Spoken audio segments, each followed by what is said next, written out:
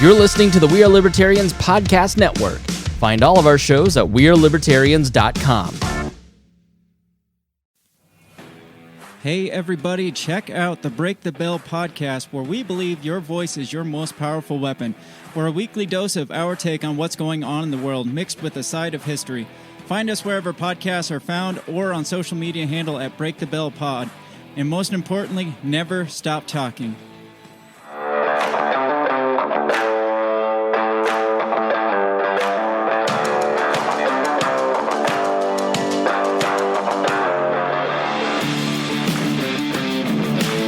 Prepare yourself.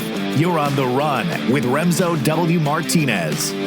So it's been rather funny lately. I've been starting the show with a bit of a reminder to old listeners, but also a way to go ahead and get new people coming on, because our downloads tripled in the month of November, which was just absolutely insane. Thank you so much. But for new and old listeners alike, I want to go ahead and thank you for tuning into On the Run. In case you didn't know, and this is why I've been kind of starting every show with the last couple of weeks, in case you didn't know, this was supposed to be a travel show, but I decided to go ahead and launch it in March of 2020, which was probably not the best time for traveling anywhere. I was supposed to go to New York with my girlfriend to hang out with some friends of ours. We were going to go hit up Coney Island, Midtown Comics, all the places I want to see, and that got canceled. Then we were going to go travel to a few other places, and that got all canceled. And luckily, a lot of you who were traveling also got, your plans changed. So with that, the show had to change, and it went from traveling to physical locations far away,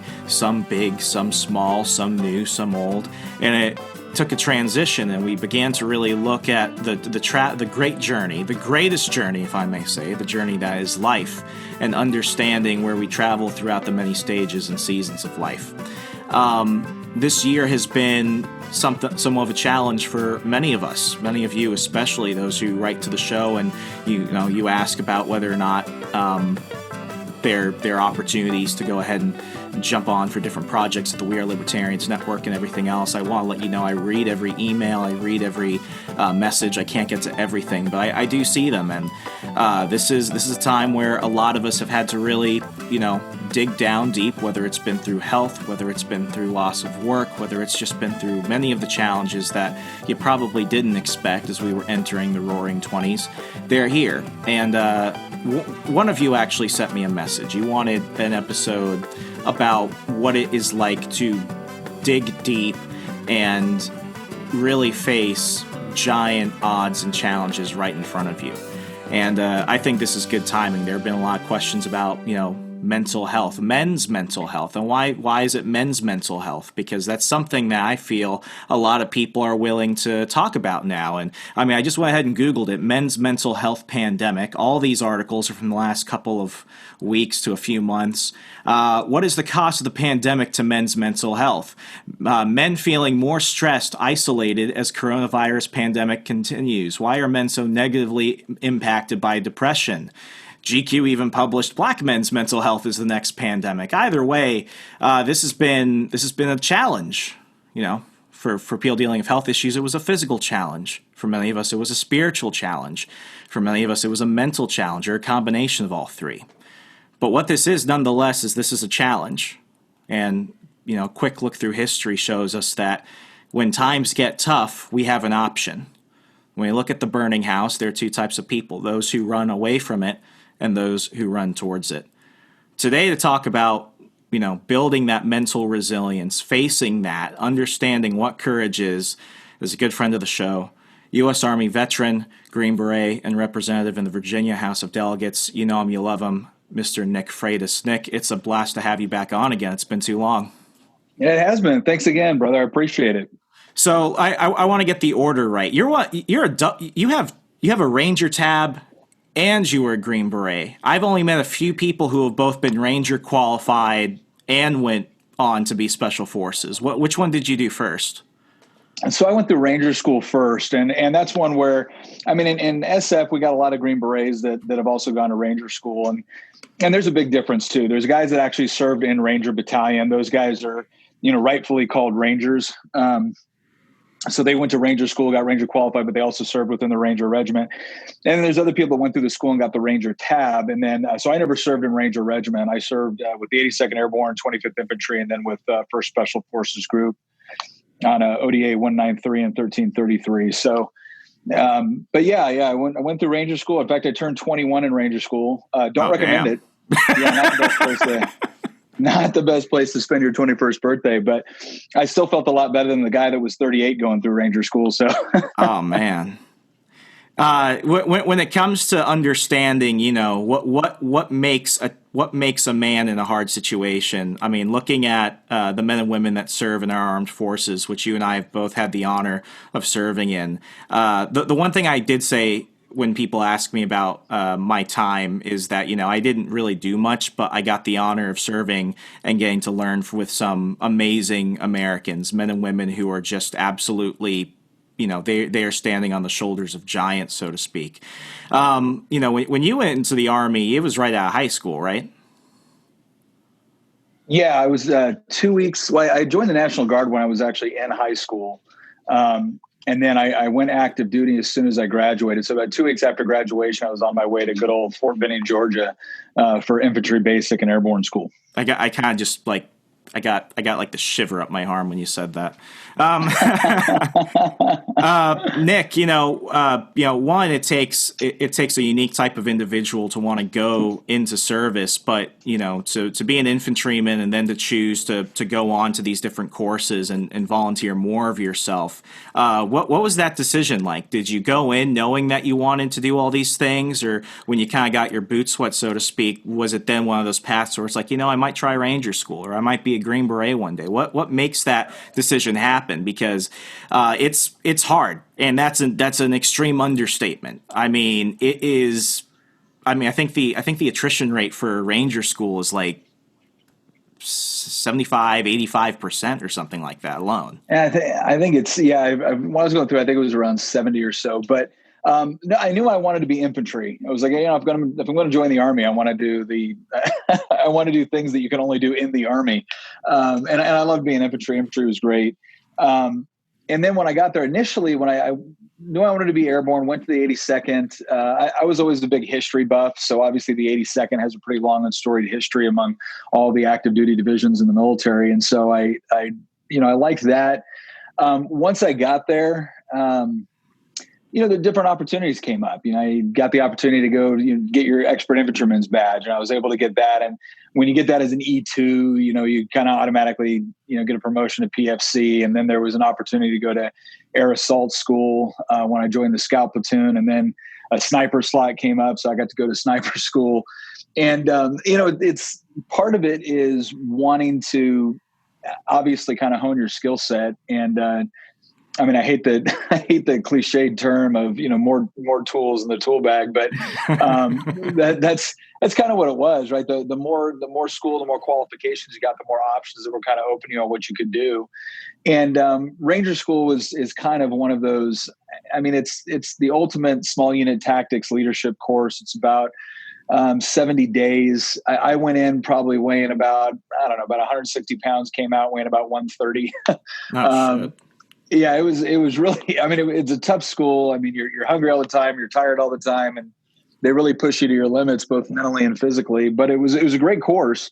So some of it was just being competitive and did it, not wanting, I don't like it when something scares me or when I feel like I might not be able to do something. And so my natural inclination is to be like, well, screw that. I'm going to do it twice then. So, but I learned a lot in Ranger School, and then going Special Forces, that was not part of the original plan. When I first went in the Army, Special Forces didn't really appeal to me. And for listeners that kind of, don't know the difference, because the media certainly screws it up every time they talk it about, there's the larger umbrella of special operations, and special operations is a lot of things. It's Delta, it's Navy SEALs, it's, Air Force PJs, and Green Berets, right? But Green Berets are special forces, right? So a lot of times the press will screw up and call Rangers special forces. Now they're special operations, but they're not special forces. Special forces is very, very uniquely Green Berets, and it's all built around a mission set. There's about 7 primary mission sets, but the two that we're known for the most are unconventional warfare and counterinsurgency. And so your typical SF ODA, it's a 12-man team. If you look at the early days of Afghanistan, they dropped off 12-man teams, all over Afghanistan. They linked up with Northern Alliance, basically indigenous forces up there that were fighting the Taliban. And, one 12-man team can be responsible for, advising, training, and helping to lead up to a 500-man indigenous battalion. So it's a real force multiplier. But when I first came into the military, I was like, well, I don't know if I want to spend all my time, fighting alongside indigenous troops. I want to fight alongside other Americans. And as I watched the opening days after 9/11, watching the opening days of Afghanistan and watching what these guys were doing, what a 12-man team was doing. And, you saw that. I actually haven't seen the movie yet, but 12 Strong was all about some of the first ODAs. The one with Chris Hemsworth? Yeah. Some of the first guys with Fifth Special Forces Group that went into Afghanistan. They called them the horse soldiers. But it was just this whole idea of basically being Lawrence of Arabia. I mean, you got to go in there. You had a lot of freedom of action. You were trusted to do your mission. You got to do a lot of interesting things. And so that's what really motivated me. I knew I wanted to get involved. Once 9/11 happened, most of us wanted to be wherever the fighting was, because quite frankly, we were pissed. And I saw the sort of work Special Forces were doing. I said, I want to do that. And so went to Special Forces selection, then went through the qualification course, ended up with First Special Forces Group. And I loved it. I absolutely loved being a Green Beret. Some of the finest people I will ever know in my life. And did a couple tours, one in 2000, two in Iraq, one in 2006 and one in 2008. I think the unique thing about the military is that it's the great equalizer. You get to serve with people from all around the country, from every walk of life. But the one thing that really became apparent to me was, you've always got your guys who look like they're the absolute badass. Then you've got the guys, and you look at them, and you're like, you're 20 pounds wet. The one thing that always became clear to me was you really get to know a person when they're wet, tired, hungry, covered in mud, and being told to move faster. When you go back to, when you were 20, just going through Ranger School, what was going through your head as you just arrived? So it was one of those things where I'd kind of made up my mind that, however long it takes, I'm going to make it through this. I'm going to graduate this course, because you do have, the highest attrition rate is the people that get recycled and they have to go through a particular phase again. But I kind of made up my mind, like, look, whatever it takes, I'm not going home without my Ranger tab. But I was intimidated. I was a private first class at the time. And most of the people going through Ranger School were specialists, E4 specialists or sergeants, depending on where they came from. The only guys that were PFCs that were going through Ranger School were from Ranger Regiment. And maybe a few from the 82nd. But it was intimidating. You're there with a lot of guys that are more senior than you are, but you're all getting graded on your ability to lead combat patrols. And just because, you're junior rank, I mean, they might put some of the more senior guys in a position where they have the ability to kind of mentor as a student, but ultimately you're either going to make it or you're not. And what I found at Ranger School, like pretty much everything else in life, it's really about making a choice. There's certainly things that can happen that's beyond your control. You can get hurt and have to go home or whatnot. But most of the people that fail out of Ranger School, I would argue, don't do it because they lack the mental capacity to be able to lead a combat patrol under difficult circumstances. They beat themselves because they make it easy to quit. It's not as if the Ranger instructors are going, hey, buddy, come on, you can make it, right? Nobody's doing that crap. They want you to quit. If you're the sort of person that's going to quit, then they're going to make it as easy as possible for you to do so. And so you'd be sitting there starving to death, really hungry, just exhausted. And, maybe you just failed a patrol. And that Ranger instructor's coming up going, hey, man, do you just want to get in the truck? This isn't for everybody. We got donuts and coffee in the truck, man. Hey, look, you don't got to prove yourself. Mentally screwing with you, right? But again, it's all about making a choice. So yeah, when I showed up, I was intimidated. I was like, crap, this is going to suck. And, but by the same token, just, there's no way I'm coming back home to my wife without a Ranger tab.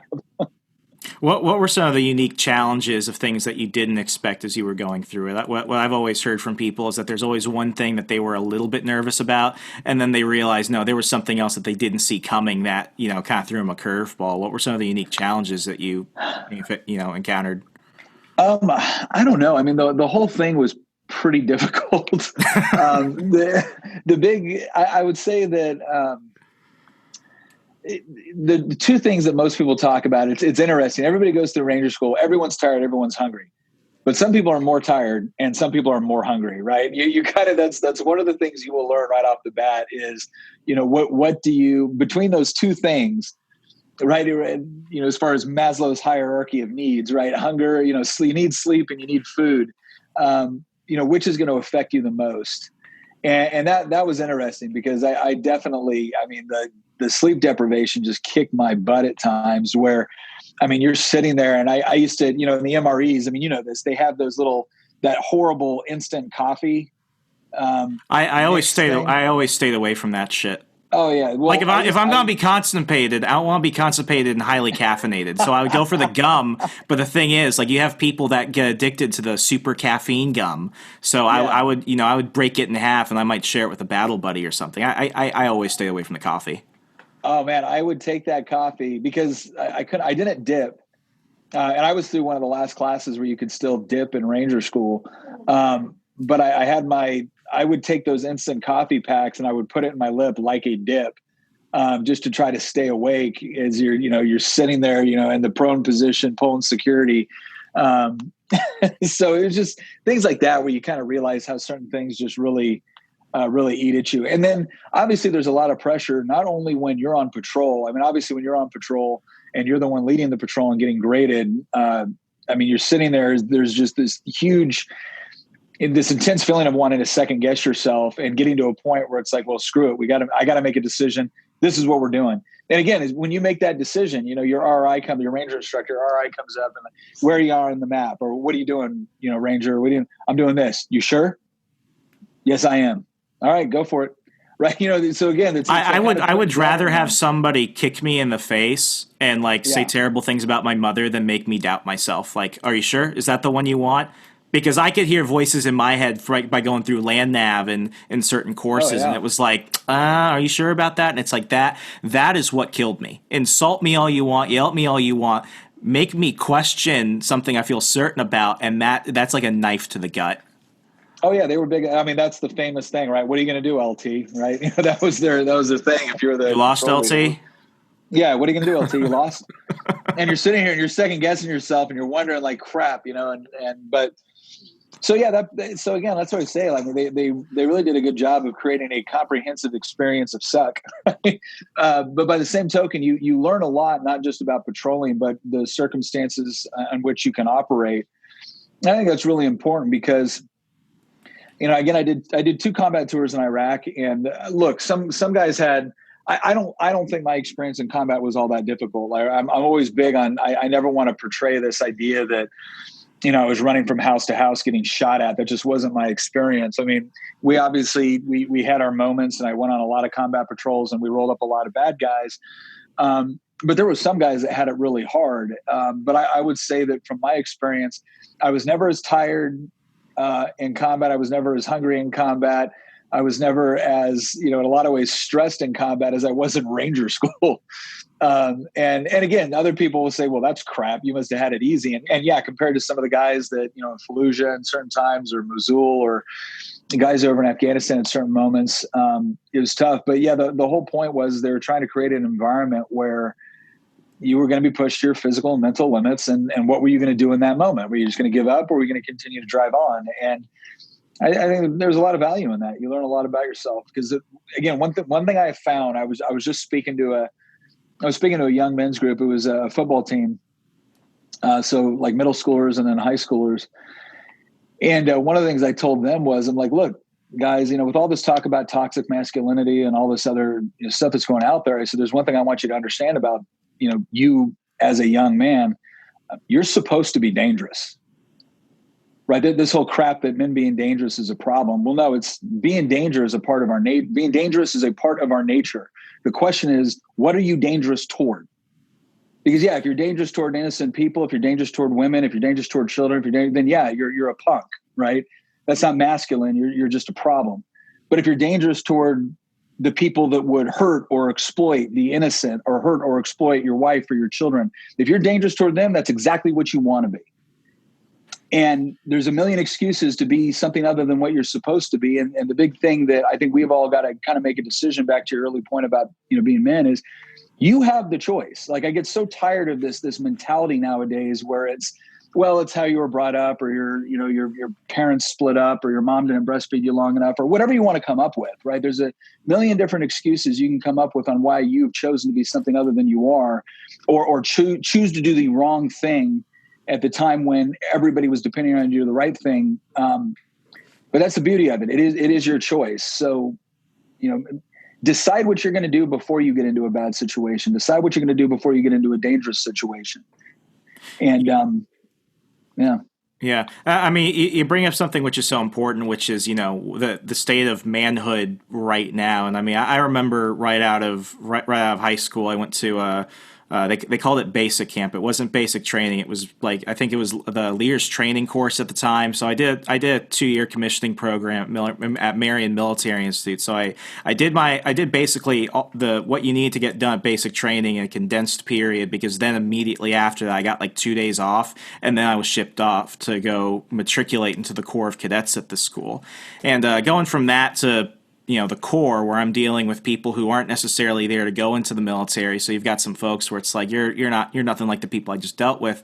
That was another couple of months. And I mean, what really kind of shocked me was that what I saw were a lot of guys trying to compete with each other. The guys that were like, I'm gonna do Ranger Challenge, and I'm gonna make the drill team, and I'm gonna be the the battalion commander and all this stuff. It's a very machismo environment, because that's just how it is, and that was part of why I wanted to go there. It was a place where I could toughen up and where I could grow and develop as a young man. And what I remember were the guys who I think by today's standards they would be described as toxically masculine. They were just assholes at the end of the day, because for every first year cadet in the Military Science 3 program, so you were basically in your junior year ROTC, your freshman year, we were all assigned kind of a mentor. And my mentor was Cadet Sergeant Major Tyler Mauser. The guy had already gone to airborne school, and he had already gone to air assault school, and he was basically what happens if you get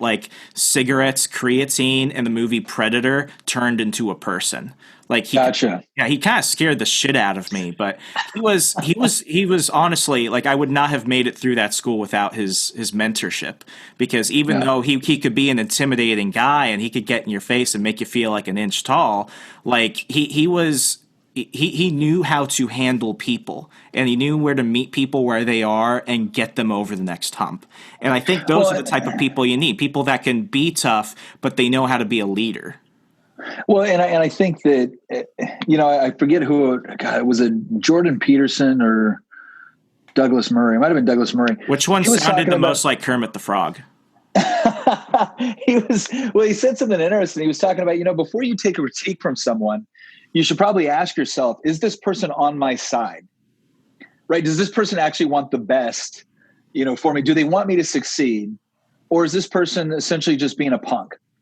Right. And that's where you get into some of the differences, right? I had guys in the military that I served with that they could run fast, they could shoot straight, they could lift a lot of weights, but I don't want to go to combat with them because ultimately on some level, it was about them.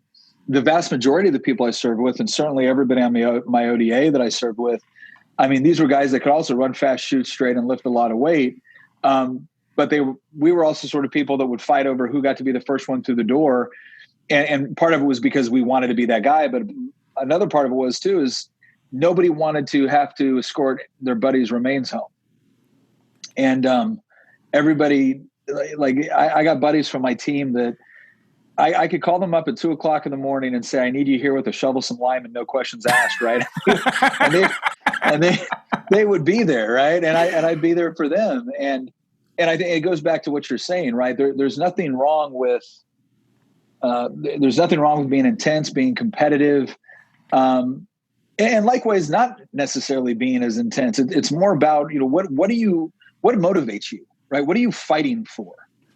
And there's a lot of different ways to fight for something. In the military, obviously, it's very physical in many respects. But if you're not the sort of guy that's necessarily is physical or whatnot, that doesn't mean you still don't have an obligation to fight for something that you believe in. You might do it a different way.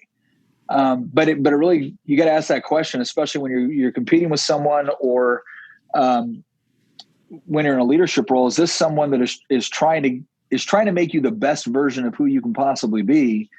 Or is this someone that basically gets off on pushing down other people? And you see the difference really quick.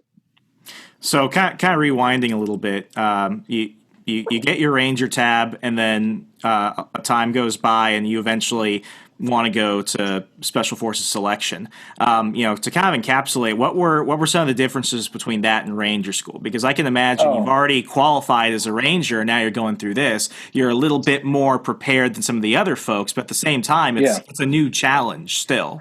No, it is. I mean, it's two very, very different things, right? Ranger School is a 70-day program, which is all about teaching small unit tactics leadership, right? How to conduct an ambush, a raid, a recon, how to lead troops in a difficult situation. That's what Ranger School is all about. Small unit tactics. It's making those good, platoon leaders, platoon sergeants, squad leaders, team leaders, etc.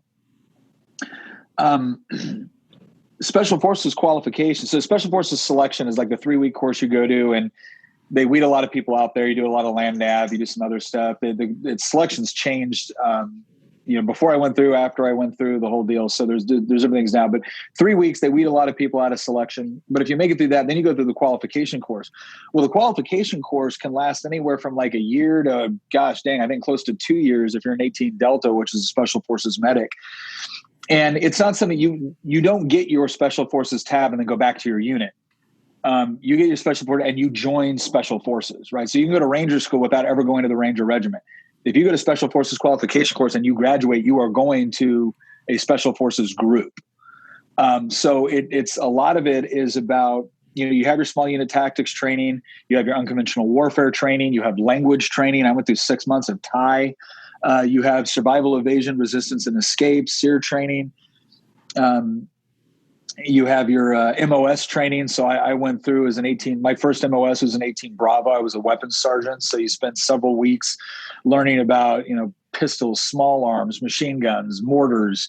You learn how to do pretty much anything you can do with a weapon system, foreign weapon systems. Because again, the whole idea of SF is you're a 12-man team out in the middle of nowhere. It's not like, in some situations you can be where you've got a forward operating base and you call for help. In other situations, dude, it's you, right? The medic is the doctor, right? Your 18 Echo is your communications. Your Bravo is your trainer and your weapons guy.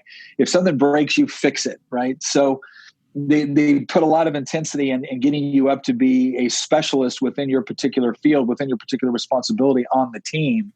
And again, it's all about creating people that are going to be in SF. You're either fighting insurgents or you are the insurgent, right? You're in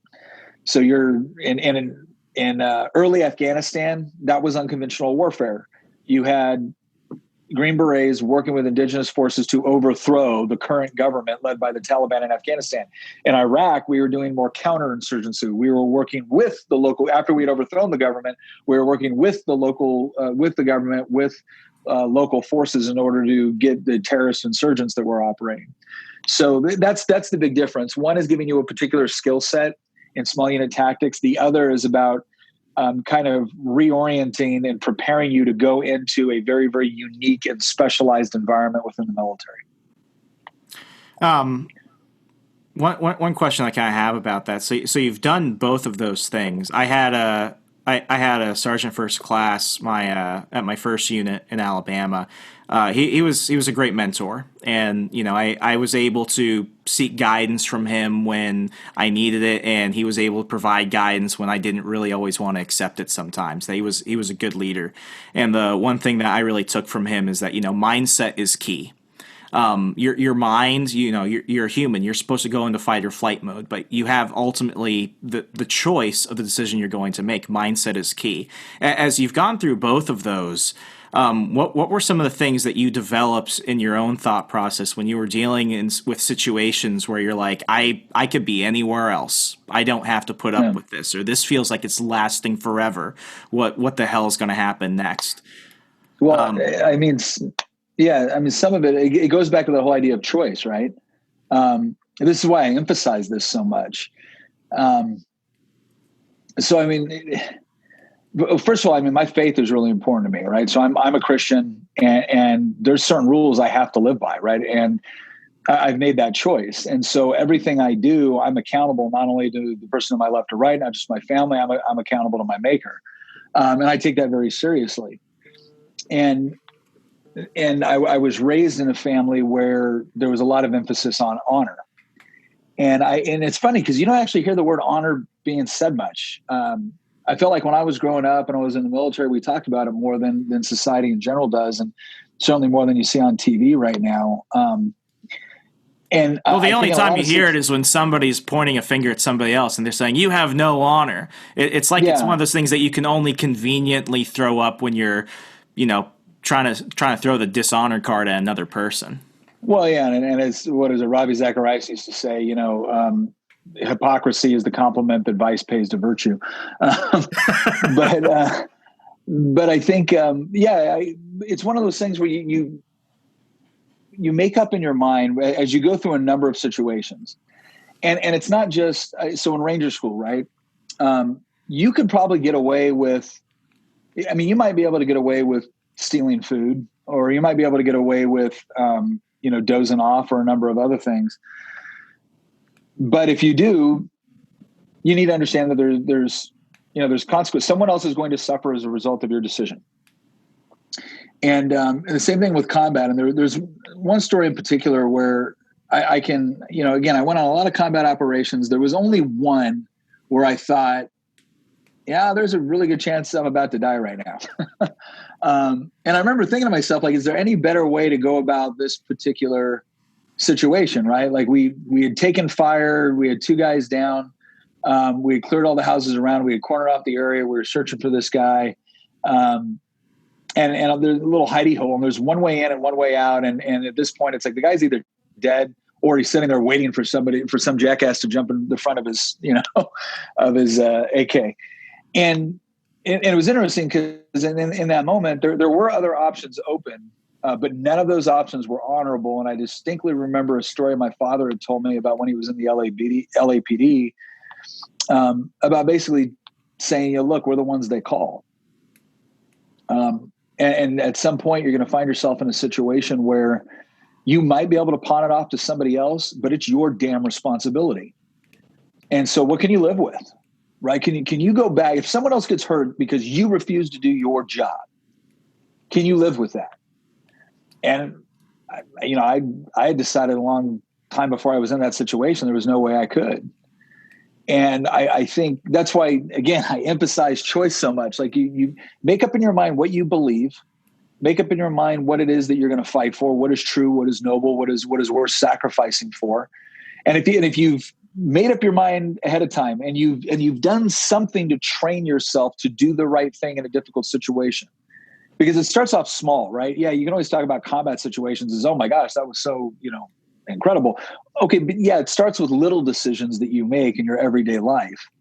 And if you have already decided that you are going to be an honorable person, regardless of the personal cost to you, and you make those appropriate decisions when it's little, then it becomes significantly more easy to make them when it's difficult. But there's nothing more depressing than watching a grown man sit there and grovel or equivocate or just totally drop the ball due to pressure, because not only had they not made up in their mind that they were going to do the right thing in a difficult situation, they'd essentially made up their mind that they were going to do whatever it took for them to survive in that particular moment.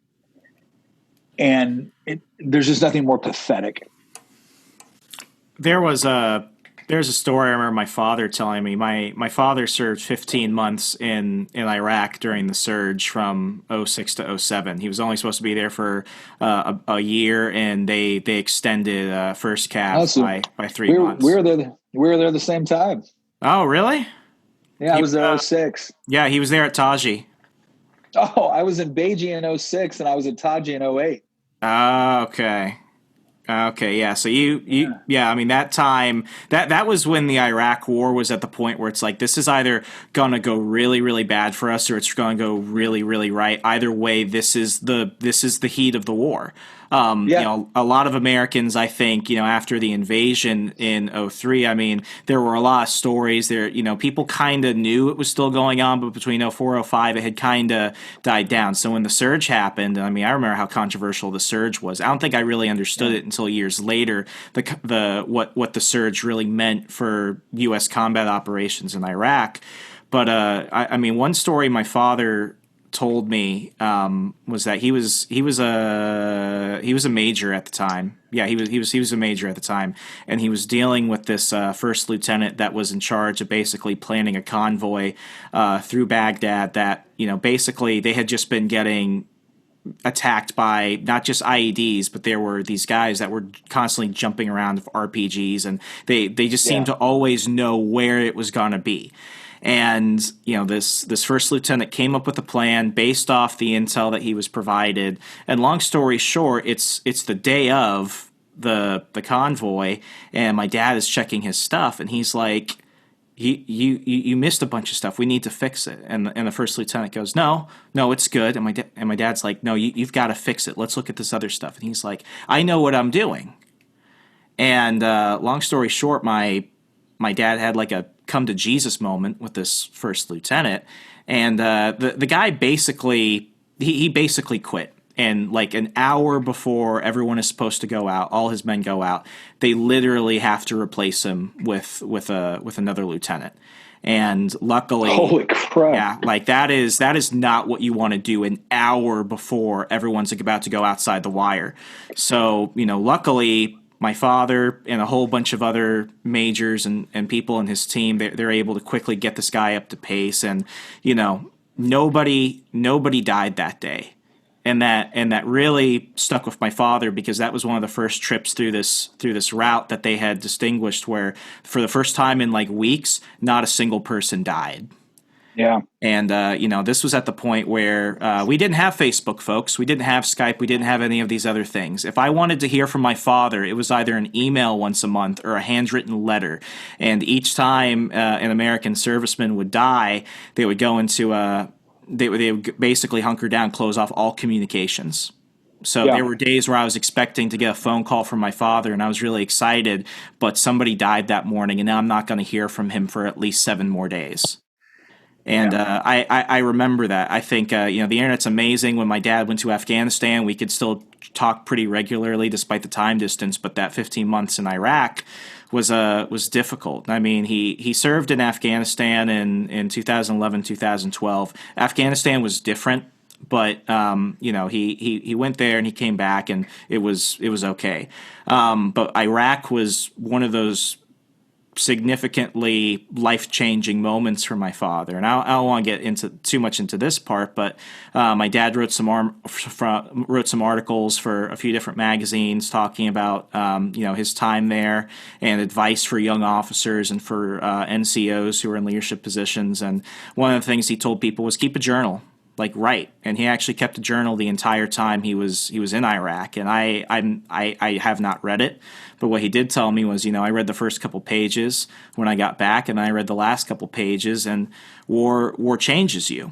You know, I think there's nothing more terrifying on earth than being in a state of war, especially when you have to go fight it. When you were preparing to go to Iraq the first time, what was it like when you heard that you were going to deploy? Well, I mean, I've been wanting to deploy pretty much since 9/11. When I was in the 25th Infantry in Hawaii, I told Tina, my wife, and we've been married for about 4 years at that point, 3.5, 4 years. And I told her, I said, well, if this unit doesn't deploy in 6 months, I'm volunteering for Special Forces, right? Of course, she was thrilled to hear that. And so when I finally got over there and I was sick, I was a little disappointed it took so long. When I first showed up to 1st Special Forces Group in summer of 2004, I got assigned to 3rd Battalion. 2nd Battalion was deployed to Afghanistan, but I hadn't been signed in yet. So I went over to the Battalion Sergeant Major, who later ended up becoming the Group Sergeant Major. I said, "Hey, Sergeant Major, Staff Sergeant Nick Freitas reporting. I understand 2nd Battalion is deployed to Afghanistan." He goes, "Have you been assigned yet?" I said, "My understanding is I've been assigned to 3rd Battalion, but nothing's finalized yet." And he goes, "What are you?" I said, "I'm an 18 Bravo." Well, because 18 Deltas are always in high demand, right? It's a much more strenuous course. He goes, "Well, if you're a Delta, maybe, but a Bravo, I'm sorry, man, it ain't going to work out." So I had to wait until, what was it, like early 2006 to deploy. So like I had wanted to deploy, but by the time I did, at that point, I think, I had just had my second, Tina just had her second child. And so it was one of those things where, I mean, you're excited that you're going over there with your guys, you've trained to do this. And it's interesting too, because I've got all kinds of problems with U.S. foreign policy, right? I'm not a big fan of U.S. foreign policy. But that doesn't mean there aren't times to go and stop evil people from doing evil things, right? I've always come to it. Yeah, I mean, I've always come to it this way. Yeah. Like I identify as a libertarian, and I don't tell people I'm anti-war, and that bothers a lot of libertarians. And they're like, "You're not anti." I'm like, "I'm pro-peace. I'm pro-peace." But sometimes you need to spit in your hands, raise the black flag, and then go across the Delaware and go slit some throats at night for freedom. Well, and I think it's, and again, here's the garbage part, right? It's this whole idea of you're not anti-war. Like, hey, do you believe in the Second Amendment? Yeah. Why? Well, because I want to be able to. So sometimes violence is necessary. Yes, and sometimes corporate violence is necessary, right? So it's give me a break. And I tried to explain it to one guy once. It said, look, you don't appreciate evil when you look at it. You appreciate evil when it looks back. And when you see some of the people that we were going, some of the people that we stopped, these were people that were putting suicide vests on small children and sending them in a crowded marketplace. Now, if you want to make the argument that U.S. foreign policy contributed to what, okay, fine, make your argument. We can have that argument. That's fine. Again, I'm no big fan of U.S. foreign policy in many respects. But by the same token, what we were doing, we were stopping really bad people from doing really bad things. And I'm sorry, you might be mad at American foreign policy. You might have a legitimate reason to be mad at American foreign policy. The moment you put a suicide vest onto a small child and walk them into a crowded area to blow them up, screw you. Right? There's nothing in U.S. foreign policy that justifies that sort of behavior. And there's nothing about what we did in order to stop people like that that's going to make me feel bad or cause me to lose any sleep. And so, gosh, I forgot where we were going with all this, but it just, again, it goes back to that whole idea of, I wanted to deploy, but there was a lot of, when I got back from my second tour, I was a little bit more bitter, in part because I started to see what was happening on the political level back at home. Where this is in 08, people. Right? Yeah. So I got back home and I got back home in 09. Oh, you got home when Obama was gonna end it all. Yeah, exactly. He got elected in 2008. So I was overseas when he got elected, but it wasn't that. It wasn't Barack Obama that made me. It was the fact that I was watching people argue for this idea of we're going to fundamentally change the country. I'm like, look, there's a lot of things that our government has done wrong and things like that. But as far as the fundamentals of the country, no, the fundamentals are what's right. Individual liberty, private property rights, self-determination, constitutional checks on government power. These are the fundamentals, right? These are all good things. It's our job to live up to them. And we certainly haven't always done that. But there was a part of me that was really bitter at this idea that I had missed all this time with my family, fighting for something I believed in. Fighting alongside people that I admired and respected, losing some of the people that I knew in the military, only to have the American people essentially say, well, I don't know, like, this individual liberty stuff is hard. We want the government to take care of us. And again, from my perspective, it was like, holy hell. One of the things I respected so much about this country, the more I traveled other places, was that what we have here is special and unique because there's just ingrained sense in America. And I realize that maybe not everybody feels this way, but I do think it's there, that here we do get to control our own lives. And I think so many people just automatically assume that the sort of prosperity or the sort of, even if you're poor in this country, right, the sort of prosperity or peace or upward economic mobility, the ability to succeed regardless of who your parents were or where you started off in life, that is not common. That's not the norm throughout time or space. And yet we have it here. And it is worth fighting for, and it's worth defending. And no, we don't perfectly apply it, but we've certainly, over the last 230 plus years, we have certainly fought to expand it and to perfect it. I mean, that's why it's in order to form a more perfect union. We realize perfection is not possible this side of heaven, but hot damn, you look at where we were and where we've come from, and just the revolutionary ideas that were enshrined in the Declaration of Independence, in the Constitution, in the philosophy that was built around this country. Honestly, when I got back from my second tour, I was a little bit bitter, because I always saw that as that's ultimately what I'm fighting for. Right? It's not a particular U.S. foreign policy. That ultimately what I'm fighting for are those principles enshrined in these documents and an understanding about what formed our country. So we've only got a few minutes left. I want to kind of jump into these two questions to wrap up. Many years have passed, and I mean, you went from wearing a uniform to putting on a suit and tie to go be an elected official here in Virginia. If you could go all the way back to 19-year-old Nick before he's about to go on these, life-changing adventures, what were some of the pieces of advice you would give your young self? Oh, I don't know. There was probably the most transformational point in my life. It didn't come, in Ranger School or Special Forces Qualification course or even in combat.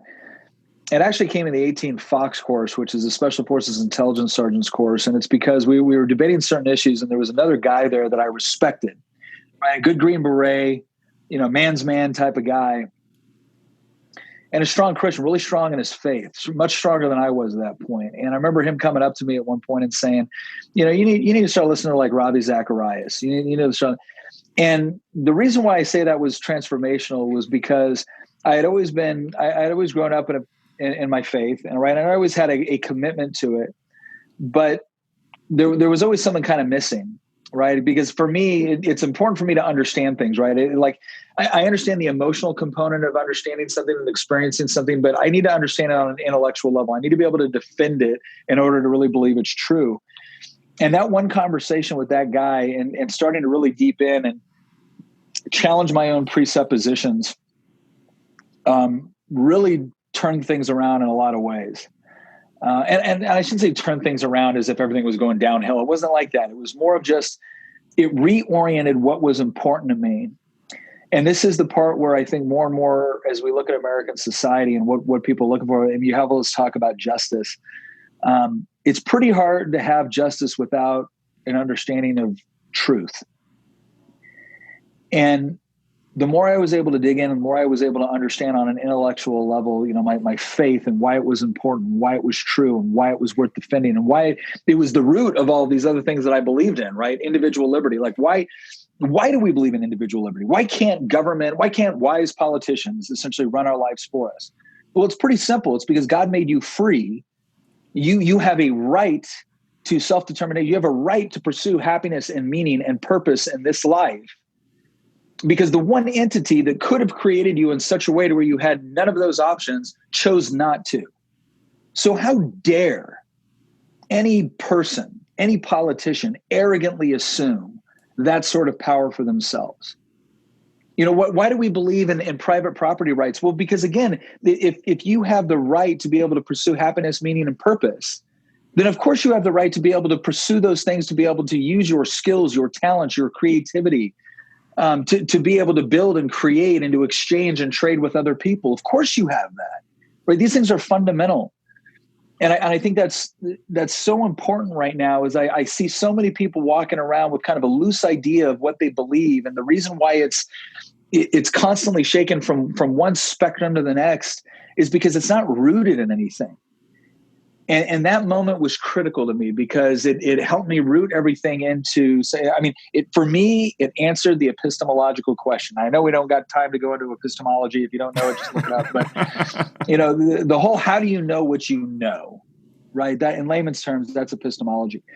And so understanding why I believed what I believed, understanding why I thought it was true, and being willing to fight for it, to believe in something bigger than myself. And I know that sounds cliche, but it's true. And again, it's one of the reasons why I think Jordan Peterson is so popular right now is he's really tapped into something, is that more and more what you see is it's not that people are just searching for, that arbitrary, that freaking Maslow's hierarchy of needs. Oh, self-actualization. Oh, food, sex, shelter, cash. No, people are looking for meaning and purpose. And that's, again, that little conversation, 2007, Special Forces course, Fort Bragg, North Carolina. I can take you right back to it where I realized, that was a transformational point. And so I would go back to my younger self, starting all this out and I got married at 19.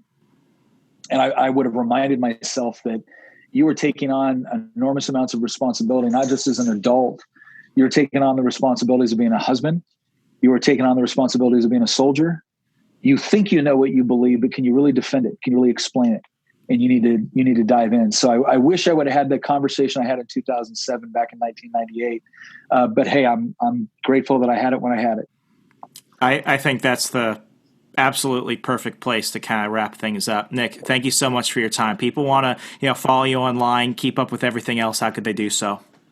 Sure. So obviously we're on, every social media platform out there. So we're on Facebook, Twitter, Parler. We encourage you to kind of join and follow us there. We've also got a podcast website that's up. Pitch it. What's that? Pitch it. Where can they find it? That's what I was going to say. It's called Making the Argument. If you just type in Making the Argument, if you Google Making the Argument, it'll come up on YouTube, come up on our website. But Making the Argument is all about taking various issues that we face, whether it be political, philosophical, economic, social, and kind of making the argument for liberty, making the argument for giving people more choice and giving more control over their own lives. And so those are the various ways that you can kind of keep track with us. And then hopefully I'll be back on your podcast again, Remzo. I mean, anytime. I'm a little hurt. It's been like 2 years, 3? No, it's been longer than that. It's been a minute. Oh, I had some job changes. Life hit me. Worked at GameStop. Met some strippers. Life got interesting. No, you've done it. I'll tell you what, though, you've done a great job. Not with the strippers, but with. Hey, they are great negotiators. You know what? You don't know how your negotiating skills are until you're selling Chinese makeup to strippers in downtown DC. That will teach you a lot about yourself. I'll tell you what. Yeah, respect. Nick, really proud of the work you've done. I appreciate it, man. Nick, thank you so much for your time. We all greatly appreciate it. No, thank you. Take care.